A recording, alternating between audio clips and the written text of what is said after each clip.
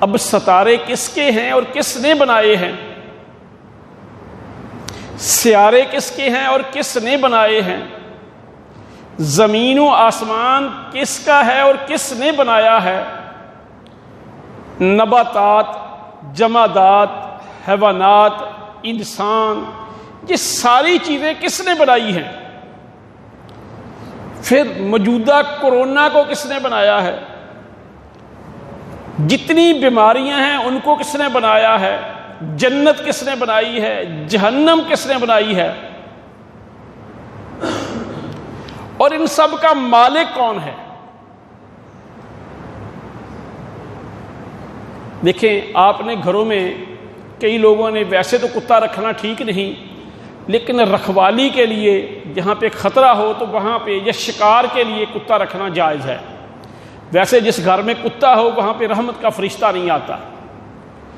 اب اگر کسی نے رکھوالی کے لیے یا شکار کے لیے کتا رکھا ہوا ہو، وہ کتا اگر بندھا ہوا ہے تو وہ دوسرے اجنبی کو اپنی رسی یا زنجیر جو اس کے گلے میں ڈالی ہوئی ہے اس کو توڑنے کی کوشش کر کے دوسرے بندے کو کاٹنے کی کوشش کرتا ہے، اس کے مگر بھاگتا ہے، لیکن یوں ہی مالک آتا ہے، اس کو وہ ڈانٹتا ہے، اس کے اوپر اپنا پاؤں رکھ دیتا ہے، وہ دم ہلانا شروع کر دیتا ہے، مالک کے آگے وہ سرنڈر ہو جاتا ہے۔ بعین ہی جہنم قیامت والے دن جوش مارے گی، چیخے گی، چلائے گی، تکاد تمیز من الغیظ، اللہ تعالیٰ کہتے ہیں کہ ایسے ہوگی جیسے غصے سے پھٹ نہ جائے، تو کہے گی حل من مزید، حل من مزید، تو اللہ تعالیٰ اپنا پاؤں اس کے اوپر رکھیں گے، وہ کہے گی بس بس، تیری عظمت کی قسم بس، یعنی وہیں پہ وہ رک جائے گی۔ یعنی اللہ، جہنم کا مالک بھی اللہ ہے۔ اب موت اس دنیا میں ہم میں سے کسی نے دیکھی ہے؟ کسی کو نظر نہیں آتی موت، لیکن اپنے گرد مرنے والوں کو دیکھتے ہیں جن کو موت آتی ہے، لیکن کیسے آتی ہے، کہاں سے آتی ہے، وہ آپ کو نظر نہیں آتی۔ لیکن قیامت والے دن جنتیوں کے سامنے بھی اور جہنمیوں کے سامنے بھی موت کو اللہ ایک بھیڑ کی شکل میں لائے گا اور اس کو ذبح کر دیں گے اور کہیں گے کہ جنتیوں تم ہمیشہ جنت میں رہو گے اور جنت کے اندر تمہیں موت نہیں، اور جہنمیوں کو کہا جائے گا کہ تم ہمیشہ جہنم میں رہو گے، تمہیں موت نہیں۔ یعنی موت اور زندگی، الذی خلق الموت والحیات، موت اور حیات کس نے پیدا کی؟ اللہ نے۔ والذین من تدعون من دون اللہ، جن کو تم اللہ کے سوا پکارتے ہو، لا یخلقون شیئا، وہ کوئی چیز پیدا ہی نہیں کر سکتے۔ اور دوسری جگہ پہ اللہ تعالیٰ کہتے ہیں کہ وہ تو ایک کھجور کی گٹھلی کے اندر جو باریک سا دھاگا اور جھلی ہوتی ہے کاغذ نما، اس کے مالک نہیں۔ اب محمد الرسول اللہ صلی اللہ علیہ وسلم اس کائنات کے اندر اللہ کی ذات کے بعد ہر چیز سے افضل ہیں، یعنی جتنی بھی مخلوق، فرشتے ہیں، جن ہیں، انسان ہیں، ان سب سے افضل کون ہے؟ محمد الرسول اللہ صلی اللہ علیہ وسلم۔ لیکن محمد صلی اللہ علیہ وسلم بھی پیدا کیے گئے ہیں، انہوں نے کچھ نہیں پیدا کیا۔ یعنی حتیٰ کہ جب آپ کے بیٹے ابراہیم آپ کے ہاتھوں میں اس دار فانی سے چلے گئے تو آپ کی آنکھوں سے آنسو بہہ نکلے۔ صحابہ نے کہا اللہ کے رسول، ہمیں رونے سے منع کرتے ہیں، خود رو رہے ہو۔ تو آپ نے فرمایا آنکھوں کے آنسوؤں پہ کسی کا اختیار نہیں، یعنی محمد صلی اللہ علیہ وسلم کا بھی اختیار آنسوؤں پہ نہیں تھا۔ تو یہ اللہ ہی کی ذات ہے کہ جس کے لیے ہے لہو ما فی السماوات و ما فی الارض، اسی کے لیے ہے یہ کچھ۔ تو اب ہم نے آغاز کیا تھا کہ قرآن کی کوئی بھی آیا ہے وہ معجزہ ہے۔ اب یہ آیا کا حصہ پڑا ہے کہ اللہ کون ہے؟ لہو ما فی السماوات و ما فی الارض، جو کچھ زمین و آسمان کے اندر ہے، اور زمین و آسمان یہ اللہ ہی کا ہے۔ اب کسی اور کا ہے ہی نہیں. اب اس میں بھی کسی کو ڈاؤٹ ہو ہے کہ وہ بندہ شک کرے. اب اگلی بات، ویل للکافرین، تباہی ہے، بربادی ہے ان کے لیے جو کافر ہیں. دیکھیں، ایک ہے جو شریعت کا انکار کرے، جو انبیاء کا انکار کرے، جو اللہ کا انکار کرے، تو وہ کافر. ایک کفر ہر وہ کام جو گناہ کا ہے، ہر وہ جو کام جو نافرمانی کا ہے، وہ بھی کفریہ کام ہے. اب اللہ تعالیٰ کہتے ہیں کہ تباہی ہے، بربادی ہے للکافرین من عذاب شدید، سخت عذاب سے. اب پھر اللہ کافروں کا تعارف کرواتے ہیں. تعارف وہ کیا؟ الذین یستحبون الحیات الدنیا علی الآخرہ، جو دنیا کو آخرت پہ ترجیح دیتے ہیں، جو دنیا کے ساتھ آخرت کی نسبت زیادہ محبت کرتے ہیں. اب میں یہ فتویٰ نہیں لگاتا کہ ہم کافر ہیں، میں بھی اپنے آپ کو آپ کے سامنے رکھتا ہوں، لیکن جتنی ترجیح ہم دنیا کو آخرت پہ دیتے ہیں تو اتنا کفر ہمارے اندر بھی ہے، اتنا انکار ہم بھی کر رہے ہیں، اتنی زیادتی ہم بھی کر رہے ہیں. اب کیا ہے کہ جی مجھے گرمی لگتی ہے، مسجد میں نہیں جا سکتا. اب مسجد میں آنا ہے آخرت کے لیے اور اپنی جذات کو بچانا ہے عیش و عشرت کے لیے.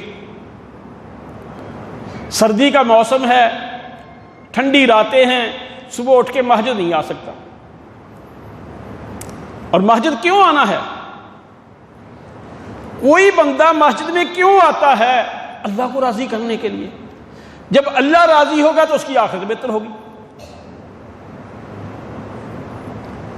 اب ایسے ہی جمعہ دیکھ لیں کہ آخری چند لمحوں میں آتے ہیں.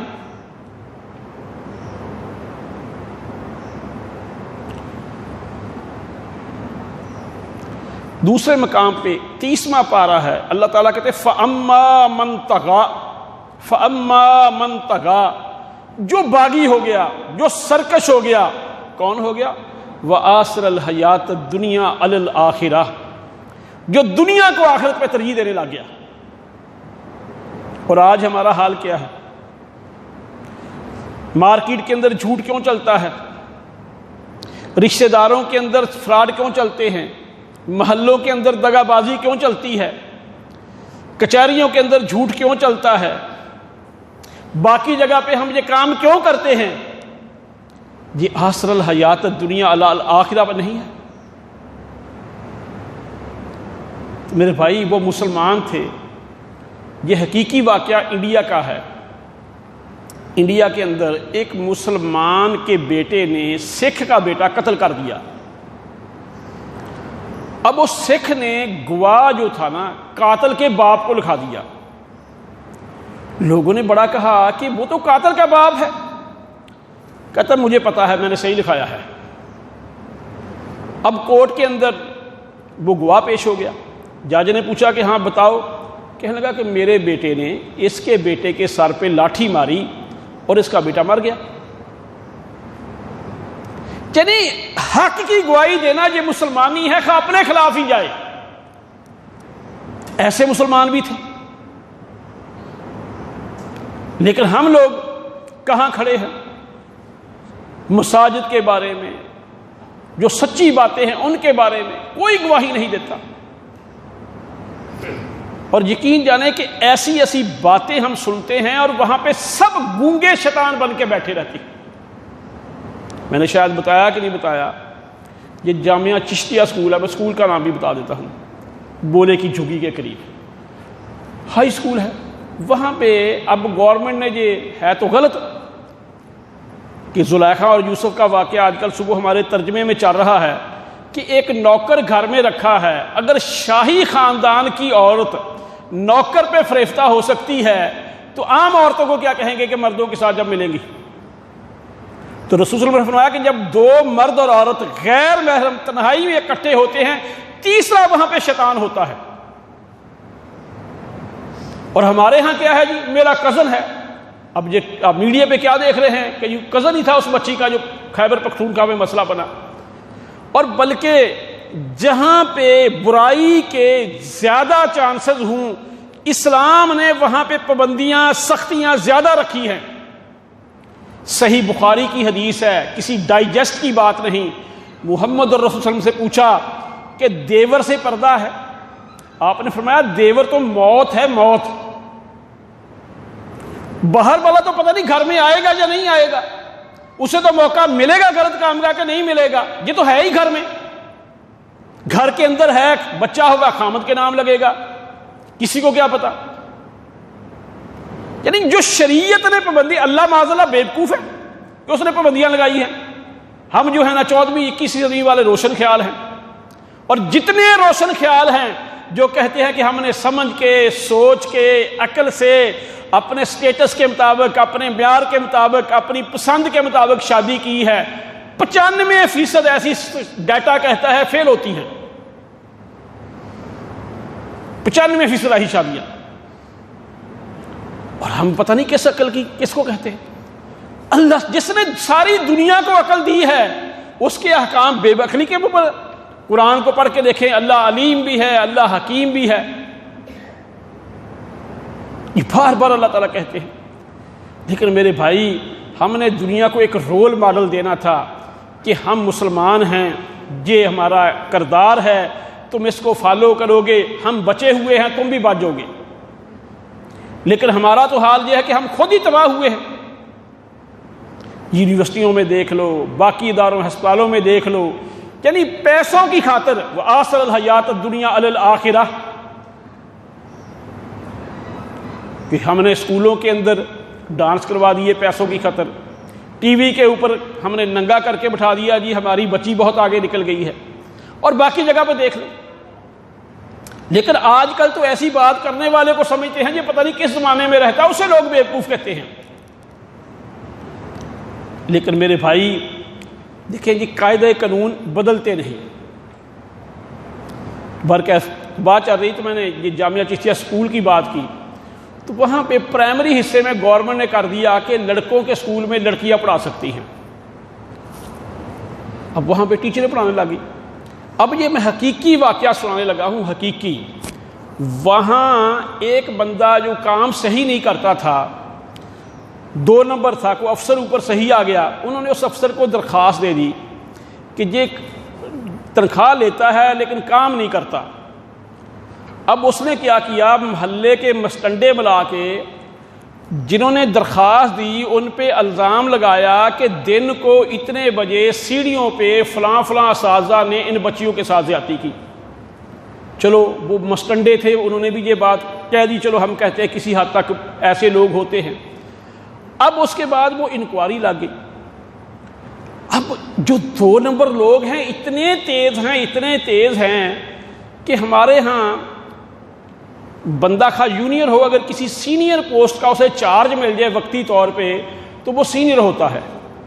تو ایسے ایک بڑا ادارہ تھا مجھ سے بھی، تو اس کا جو اصل ہیڈ نہیں تھا، جس کے پاس چارج تھا نا، وہ ان کا ٹاؤٹ تھا، انہوں نے اس کو بنا دیا اور مجھے اس کمیٹی کا ممبر بنا دیا، اس کو کنوینر بنا دیا۔ میں باقی ٹائم، چونکہ جمعے کا ٹائم قیمتی ہوتا ہے، آپ نے اس سے کیا لینا۔ وہ جو کمیٹی، حالانکہ ہوا کیا کہ میں نے آ کے جب ہم انکوائری کے لیے آئے، مجھے پتا تھا کہ یہ جھوٹ ہے، ایسا ممکن ہو ہی نہیں سکتا۔ میں نے ایک پیج دے کے دور دور سب لوگوں کو بٹھا کے، جو ٹیچر تھے، میں نے کہا کہ تمہیں اللہ کی قسم اگر تم جھوٹ بولو، یہ لکھو ہوا کیا ہے، ایسا واقعہ ہوا؟ سب نے ریٹن دیا کہ ایسا واقعہ ہوا ہی نہیں۔ اب کیا ہوا کہ اس انکوائری آفیسر نے مجھے کہا کہ بالکل ٹھیک ہے، میں رپورٹ لکھوں گا، یہ ہے وہ، جو آپ کہیں گے وہی لکھیں گے۔ اس نے رپورٹ لکھی، لیکن ایک جملے میں وہ ساری بات ڈال گیا۔ اب میرے پاس آیا جلدی جلدی، میں نے جو کہا تھا وہی لکھا، سائن پہ آگے چلا گیا۔ اب جب دفتر میں جمع ہوئی تو وہ ادارے والے کہنے لگے غفار صاحب، آپ کا نام جب سے آیا تھا ہم تو مطمئن تھے کہ آپ ایسا نہیں کر سکتے، تو وہ کیا لکھ دیا آپ نے؟ تو میں نے فوری فون کیا، وہاں جا کے چیک کیا کہ کیا ہے۔ تو اس کے بعد میں نے فوری اختلافی نوٹ لکھا، اس کے ساتھ چیزیں اٹیچ کی کہ یہ بالکل بلنڈر ہوا ہے، ایسے ایسے اس نے زیادتی کی ہے۔ بات صرف میں سمجھانا چاہتا ہوں کہ وہ مسلمان تھے کہ سکھ نے گوا لکھوایا قاتل کے باپ کو جو مسلمان تھا، کہ یعنی اس وقت سکھوں کے اندر بھی یہ مشہور تھا کہ مسلمان ایسے ہوتے ہیں۔ آج ہمارے پڑھے لکھے تعلیم یافتہ یہ ہیں کہ اپنی ہی بہنوں پہ، اپنی ہی بیٹیوں پہ، اپنی ہی خواتین پہ جھوٹے الزام لگاتے ہیں، اور اسلام نے اس کی سزا کیا رکھی ہے؟ 80 درے۔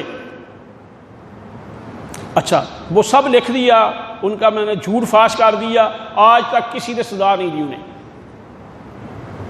اب ایسے لوگوں کو اگر سزا ملی ہوئی ہو، اچھا ان کا کسی نے میڈیا پہ نہیں دیا، اگر کوئی مولوی حرکت کر لے وہ دوسرے دن ڈرامہ لگ جاتا ہے، اگر کوئی ایسا کر دے جی دیکھو جی مسلمان کیا کرتے ہیں۔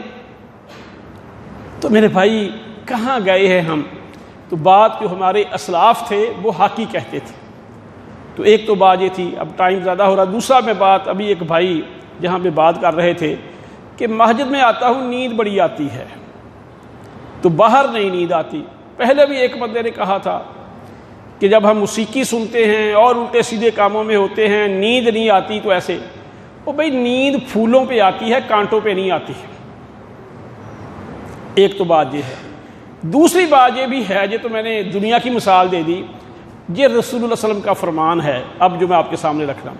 اگر آپ کو میدان جنگ میں نیند آئے، جب کوئی خوف ہو، خطرہ ہو، اس وقت نیند آئے، وہ اللہ کی طرف سے ہوتی ہے، اسے سکینت کہتے ہیں، کہ آپ سے خوف دور کر دیا، مدد آپ کی اللہ نے کرنی ہے، اللہ نے اس خوف کے موقع پہ بھی آپ کو ٹینشن نہیں دی، آپ کو ٹینشن نہیں دی۔ جیسا کہ حضرت علی رضی اللہ تعالیٰ کو اللہ کے رسول چھوڑ کے آئے تھے، حالانکہ اللہ کے رسول کے سر کی قیمت رکھی ہوئی تھی، علی رضی اللہ تعالیٰ، حضرت علی سکون سے سو گئے، اسے کہتے ہیں سکینت۔ لیکن جمعے کے اندر، دینی مجلس کے اندر، دینی ڈسکشن کے اندر اگر آپ کے اوپر نیند آتی ہے تو اس کا مطلب ہے کہ شیطان کا غلبہ ہے۔ تو میرے بھائی آپ کو دینی کاموں کا ذوق ہی نہیں، دینی کاموں کا شوق ہی نہیں۔ علامہ ناصر الدین البانی کے بارے میں ابھی ایک بھائی نے واقعہ لکھا کہ وہ کتاب اونچی جگہ پڑی تھی، تو انہوں نے سیڑھی لگائی، یہ ابھی ہوئے ہیں محدث علامہ ناصر الدین البانی، 83 سال کی عمر میں فوت ہوئے ہیں، اور جیسے امام بخاری یا سابقہ محدثین نے کام کیا انہوں نے اس زمانے میں کر کے دکھایا ہے لوگوں کو۔ تو وہ سیڑھی پہ چڑھ کے کتاب دیکھنے لگ گئے۔ اب حدیث کی کتاب تھی، اس کے اندر اتنے کھوئے کہ کئی گھنٹے سیڑھی پہ کھڑے ہی پڑھتے رہے، انہیں پتہ ہی نہیں چلا کہ بعد میں آ گئے۔ یعنی جو اللہ کے ولی ہوتے ہیں، جو دین کے اندر محبت رکھنے والے ہوتے ہیں، ان کا یہ حال ہوتا ہے۔ امام مسلم رحمۃ اللہ علیہ احادیث لکھ رہے تھے، 7 کھجوریں پڑی تھی، کھانی شروع کر دی، احادیث کے اندر اتنے گم ہوئے کہ کھجوریں زیادہ کھا لی۔ یعنی ان کی انٹرسٹ، ان کی دلچسپی کدھر ہوتی تھی؟ دین کے کاموں میں۔ اور ہم لوگ نماز میں پڑھیں گے، ہمارا خیال نماز کے اندر نہیں ہوگا، ہمارا خیال کہیں اور ہوگا، ہمارا خیال کہیں اور ہوگا۔ حالانکہ صحابہ، ایک صحابی کو جب آپ نے شہنشاہ ایران کے دربار میں قاصد بنا کے بھیجا تو ان کے پاؤں میں جوتا نہیں تھا، مالی حالت، تلوار ایک پھٹے ہوئے کپڑے میں لپٹی ہوئی تھی، لیکن آپ نے کہا کہ تو نے جا کے جو بادشاہ ہے نا اس کو میرا خط دینا ہے، کسی ایرے ویرے کو نہیں دینا۔ دوسرا اس سے کوئی اور بات نہیں کرنی، اس کو اتنا ہی کہنا ہے کہ تم مسلمان ہو جا، اس میں تیری سلامتی ہے۔ ہم کہتے ہیں تمہاری مدد نہیں کریں گے، فلاں نہیں کریں گے، جیسے بھیک مانگتے ہیں۔ اب مادی وسائل کتنے ہیں، لیکن جو آرڈر ہے صحابی نہیں دیکھتا کہ میری کیا حالت ہے۔ وہ دربار میں داخل ہوتے ہیں تو تخت لگا ہوا ہے، قلین بچھے ہوئے ہیں، سیکورٹی گارڈ جو ہے نا تیر کمانوں کے اندر تیر ڈال کے کھڑے ہیں۔ تو وہ صحابی بڑے مزے سے جاتا ہے، تو انہوں نے سمجھا کہ جیسے ہمارے ہاں پچھلے آپ نے دیکھا بیروپیے ہیں، انہوں نے کہا کوئی ایسا ہے۔ اس نے بادشاہ کو جا کے کہا، انہوں نے روکا، اس نے نہیں، اس نے خط دیا۔ اس نے کہا کہ کیا ہے؟ کہتا ہے اس میں لکھا تھا اسلم تسلم، کہ تو مسلمان ہو جائے، اس میں تیری سلامتی ہے۔ اس نے کہا کہ شاید یہ نا کوئی ڈرامے باز ہے۔ اس نے کہا تمہیں کتنے پیسے چاہیے؟ اور وہ نماز ہماری طرح پڑھنے والا نہیں تھا، وہ تو صحابی تھا۔ کہتا تم پیسوں کی بات کرتے ہو؟ یہ تو مسئلہ ہمارا جس کا ہم نے کلمہ پڑھا ہے پہلے دن ہی حل کر دیا ہے. ہم تو 5 مرتبہ نماز جب پڑھتے ہیں ہر رکعت میں کہتے ہیں الحمدللہ رب العالمین، کہ جتنی بھی تعریفیں ہیں ہو سکتی ہیں اس کے لیے ہے جو ویل مچھلیوں سے لے کر جراثیموں تک ہر ایک کو روزی دیتا ہے، اس جہان میں بھی اور اگلے جہان میں بھی روزی دے گا. میں نے تو اس کا کلمہ پڑھا ہے الحمدللہ رب العالمین. آج یہ ہے کہ اگر میری بیٹی نے اچھا لباس جب فیشنیبل پسما تو اس کو تو میڈیا والے چھٹی کرا دیں گے، اس کی تو جاب سے چھٹی ہو جائے گی. وہ سوچتے ہیں کہ اگر میں نے ایسے نہ کیا ایسے ہو جائے گا. تو میرے بھائی خدا را سوچے، رازق اللہ ہے، رازق اللہ ہے. ہاں اللہ آزماتا ضرور ہے. یہ تو ہر بندہ دیکھتا ہے کہ یہ کھرا ہے یا کھوٹا ہے. تو جب پاس ہو جائے کہ یہ کھرا ہے پھر اللہ بے وفا نہیں، اللہ بے وفا نہیں. یوسف علیہ السلام کا ہی واقعہ چلتا ہے. اللہ کہتے ہیں واللہ غالب علی امرہ، کہ اللہ اپنے کاموں پہ غالب ہے، جو وہ چاہتا ہے وہ ہو کے رہتا ہے. کہ بھائی کہتے تھے کہ یوسف کو چھوڑنا نہیں، اللہ نے اسی بھائی کے دربار میں ان کو مانگٹ بنا کے کھڑا کر دیا، گلہ مانگ رہے ہیں. تو یعنی اس اللہ کو ہم ماننے والے ہیں مسلمان ہونے کے ناطے. تو میرے بھائی خدا را سوچیں، اسی کی پیروی کریں، اسی پہ اپنا عقیدہ ایمان پختہ رکھیں. اور دوسری بات یہ سن لیں جس کو کا یہ یقین ڈھل مل ہے، جس کو یہ تھوڑا سا بھی ڈاؤٹ ہے کہ بہتری، ترقی، میرا فائدہ کتاب و سنت سے انحراف میں ہے، اس کو چھوڑ کے کسی اور طریقے پہ ہے، میرے بھائی میں فتویٰ تو نہیں دیتا لیکن وہ اپنے ایمان پہ نظر ثانی ضرور کر لیں. سعودیہ کے عالم تھے صالح عثمین، انہوں نے ان کو کافر لکھا ہے ایسے لوگوں کو. وہ کہتے تھے کہ اسلام کے علاوہ، اللہ اور اس کے رسول کی بات کے علاوہ کوئی بندہ اگر کسی اور چیز کو ترجیح دیتا ہے، بہتر سمجھتا ہے، اس کا ایمان ٹھیک نہیں، وہ فارغ ہے. اور چلو اس کو چھوڑ دیں. محمد الرسول نے نہیں فرمایا، آپ نے نہیں فرمایا کہ جس نے ملاوٹ کی وہ ہم میں سے نہیں، جو وعدہ پورا نہیں کرتا اس کا کوئی دین ایمان نہیں. ہمارا حال کیا ہے؟ تو میرے بھائی خدا را سوچیں. تو اللہ تعالیٰ فرماتے ہیں قرآن میں کہ اللہ وہ ہے جس نے زمین و آسمان کو پیدا کیا، اسی کے لیے ہے سب کچھ جو اس کے اندر ہے. اور جو دنیا کو ترجیح دینا ہے میرے بھائی اس سے بچو. اور جو آخرت کو ترجیح دیتے ہیں اللہ ان کی دنیا بھی بہتر فرما دیتے ہیں، آخرت بھی بہتر فرما دیتے ہیں. اس کی دلیل ابو بکر صدیق نے ہر مرتبہ گھر میں جھاڑو دے کے دین اللہ کے راستے میں دیا، مال اللہ کے راستے میں دے دیا. تو سب سے پہلے اللہ نے حکمران کس کو بنایا؟ انہی کو بنایا. اس کے بعد اللہ کے راستے میں مال خرچ کرنے والے کون تھے؟ عمر بن خطاب. اللہ نے حکمران کس کو بنایا؟ اس کے بعد اللہ کے راستے میں مال خرچ کرنے والے تھے عثمان غنی. اللہ نے حکمران کس کو بنایا؟ یعنی اللہ کے راستے میں اللہ کے لیے قربانی دینے کے بارے میں جس کا جو لیول تھا اللہ نے اسی کو حکومت دی. اور یہی بات اللہ تعالیٰ کہتے ہیں وعد اللہ الذین آمنوا منکم وعملوا الصالحات لیستخلفنہم فی الارض. سورہ نور کی آیا غالباً 53 ہے کہ اللہ کہتا ہے کہ میرا وعدہ ہے جو تم میں سے ایمان لا کے عمل صالح کریں گے میں ان کو دنیا میں حکمرانی دوں گا. تو میرے بھائی یہ قرآن ہے، اس پہ تو کوئی ڈاؤٹ نہیں. اگر ڈاؤٹ ہے تو عبدالغفار کو اپنے اعمال پہ ہے. اللہ مجھے اور آپ کو اپنے اعمال امام الانبیاء کے طریقے کے مطابق بنانے کی توفیق عطا فرمائے اور ہر کام اللہ کی رضا کے لیے کرنے کی توفیق عطا فرمائے. وما علینا الا البلاغ المبین.